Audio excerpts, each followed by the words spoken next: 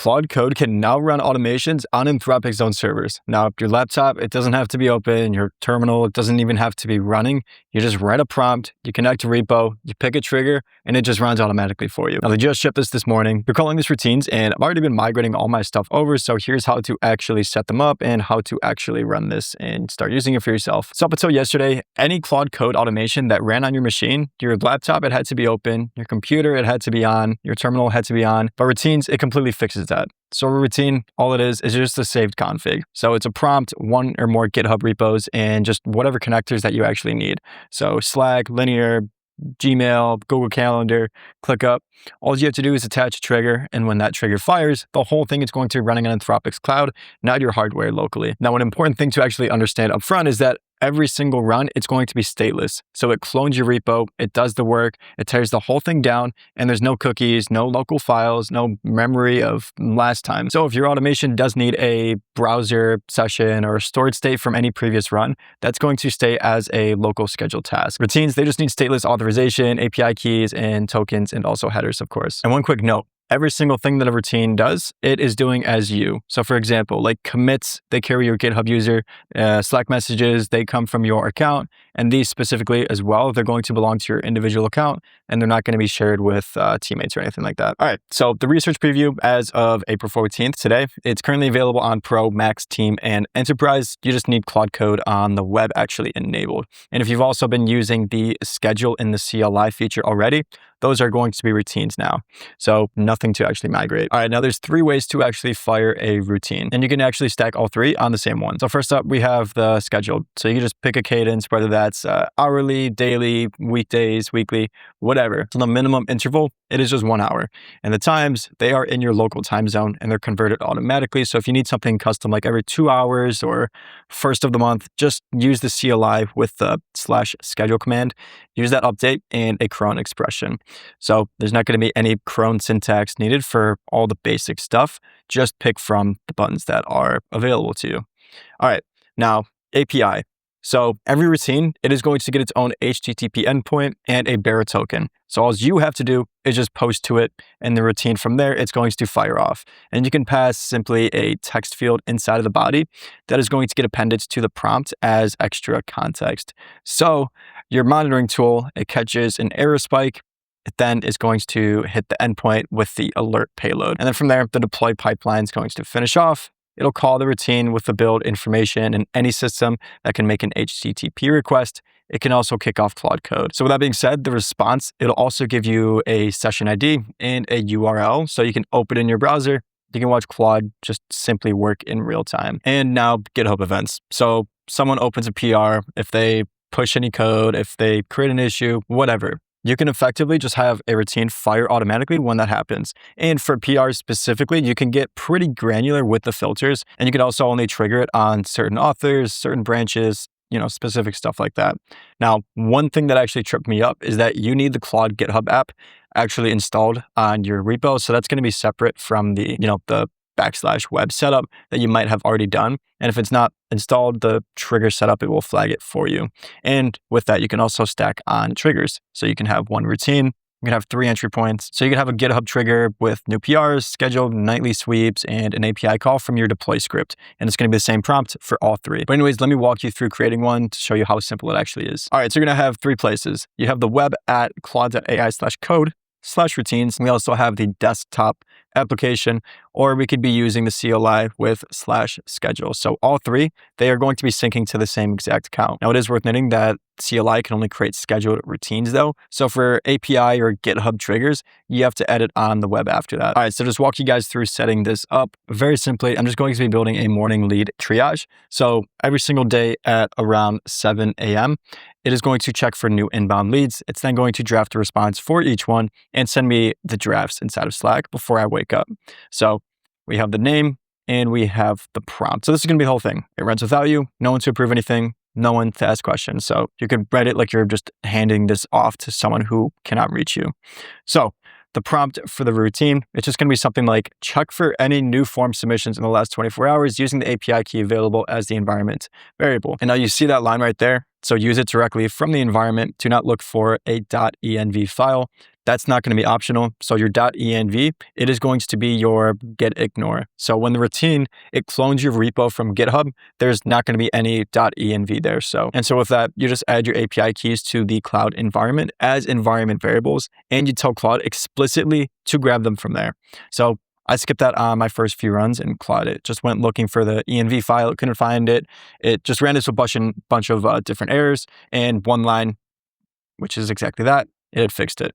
So the model, we're going to be using Sonnet for most things, and just Opus if the tasks really need some real reasoning. And then the repo, it is going to clone this on every single run. So if it does make any changes, it pushes to a new branch. Nothing is going to go straight to main. Now the Claude environment, this is where your keys are going to be living. And there's actually one other thing to check in here, which is going to be the network access. So default, that just means that it's trusted, which locks Claude down to Anthropic's vetted domains only. And if your routine actually needs to hit anything outside of that list, it's going to get blocked. And you can also just switch to full or use custom to actually set the allow list specific domains. All right, now connectors, one of the most important pieces. All your MCP integrations, they are going to be included by default. So you can remove anything that the routine doesn't actually need, or whatever you deem to be unnecessary.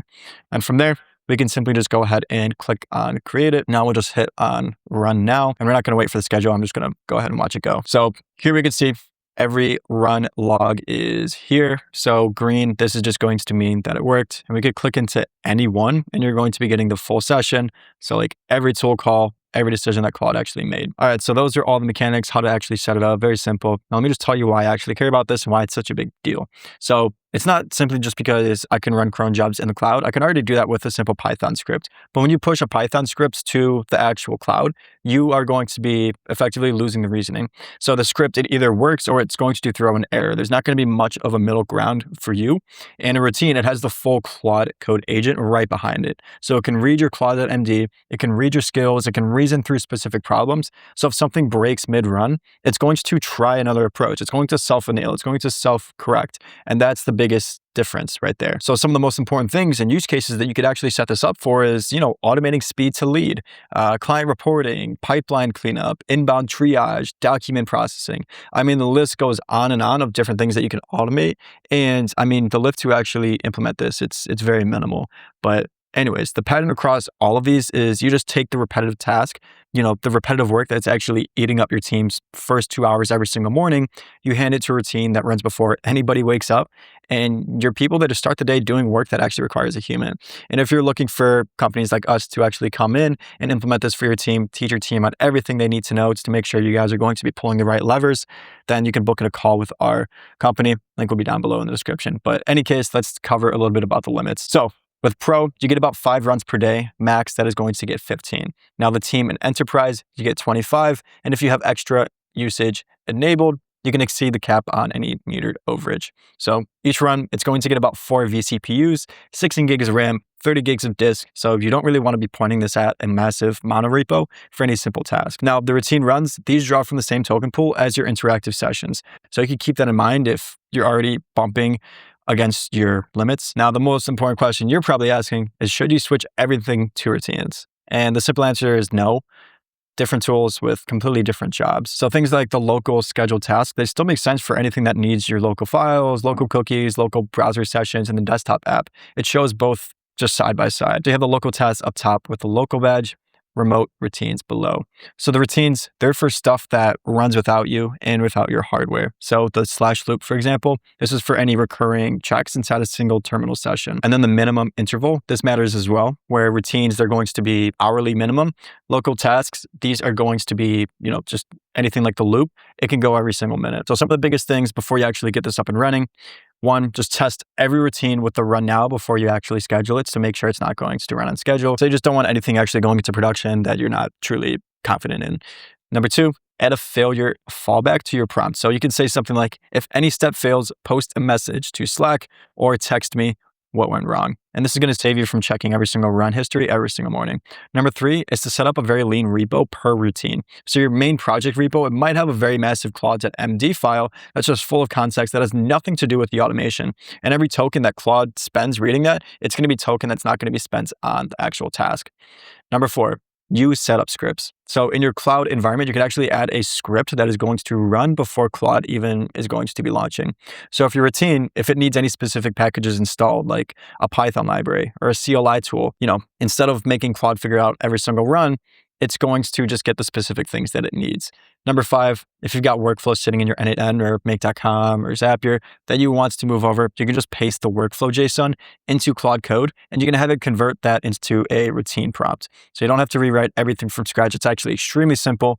You just Command A, Command C, Command V inside of Claude Code. That is it. So I'm going to be dropping the full breakdown doc inside of my free school community, everything you need to know, all the setup stuff, all the commands, all those good things. So if you're interested in joining our community, getting access to that and much, much more, then make sure to join that. Link will be down below, completely free. Also, if you're interested in learning new AI strategies, different tools, different releases that are going to be relevant to you, to starting a business, growing your business, then make sure to check out free AI newsletter. So link will be down below in the description for that newsletter. And again, if you're a business owner looking to just make sense of this, you don't know where to start, you don't know what to do, how to make sense of any of this stuff that's coming out, because it's coming out at exponential speeds of all these different releases from Anthropic and all these different providers. So if you are interested in growing your business in 2026 and you don't know where to start, then book in a call with our team. We'll see if it's a fit and determine how we can help you grow. But anyways, with that being said, thank you guys for watching. Please like, subscribe, drop a comment. Let me know what you guys think down below, how you guys are using this, if you're moving everything over from N8N, if you've already done it. But I'll see you guys in the next video.